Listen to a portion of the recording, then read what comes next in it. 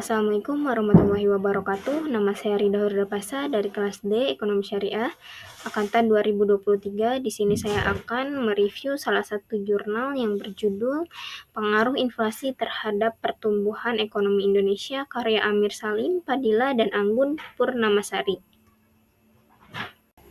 Baik, di sini ada abstrak. Jadi artikel ini mengeksplorasi hubungan antara inflasi dan pertumbuhan ekonomi di Indonesia dengan menekankan bahwa negara berkembang sering menghadapi tantangan inflasi. Para penulis berargumen bahwa meskipun tingkat inflasi yang rendah di bawah 3% secara umum dapat diterima, inflasi yang tinggi dan tidak stabil mencerminkan ketidakstabilan ekonomi yang mengarah pada peningkatan kemiskinan dan pengangguran. Penelitian ini menggunakan metode kuantitatif dengan menggunakan data time series dari tahun 2016 hingga tahun 2020 yang dianalisis melalui perangkat lunak SPSS. Hasil penelitian menunjukkan bahwa adanya hubungan yang signifikan antara inflasi dan produk domestik bruto atau PDB di Indonesia dengan nilai T-value sebesar 3,532 yang melebihi nilai T krisis sebesar 2,306 pada tingkat signifikan 0,039. Jadi di sini ada pendahuluan. Bagian pendahuluan menguraikan tantangan-tantangan ekonomi yang dihadapi oleh negara-negara berkembang, terutama tingkat inflasi yang tinggi dan pertumbuhan ekonomi yang lambat.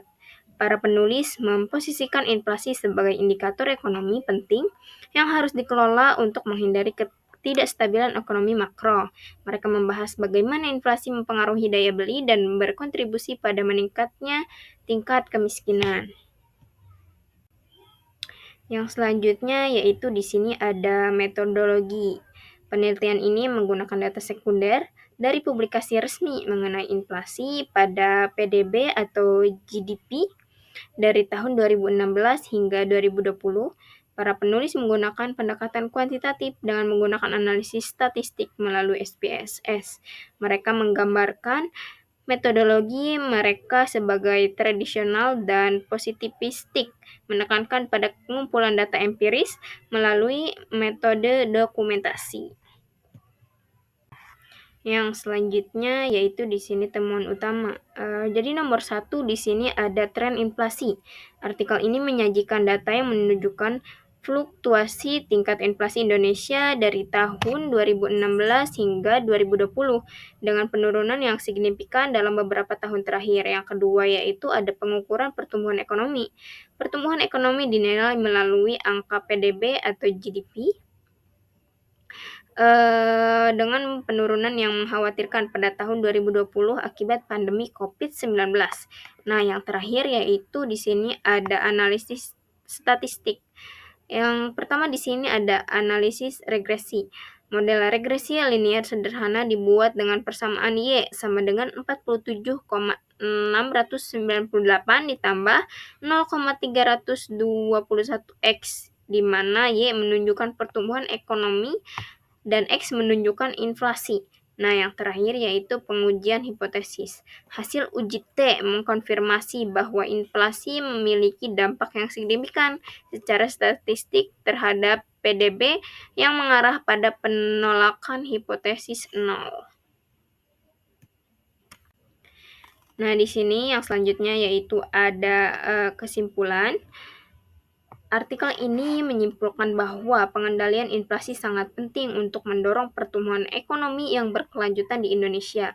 Artikel ini menekankan perlunya kebijakan ekonomi yang terkoordinasi untuk mengurangi dampak buruk inflasi terhadap masyarakat. Nah, yang terakhir yaitu di sini ada penilaian keseluruhan. Jadi pada jurnal ini memberikan wawasan yang berharga tentang dinamika antara inflasi dan pertumbuhan ekonomi di Indonesia.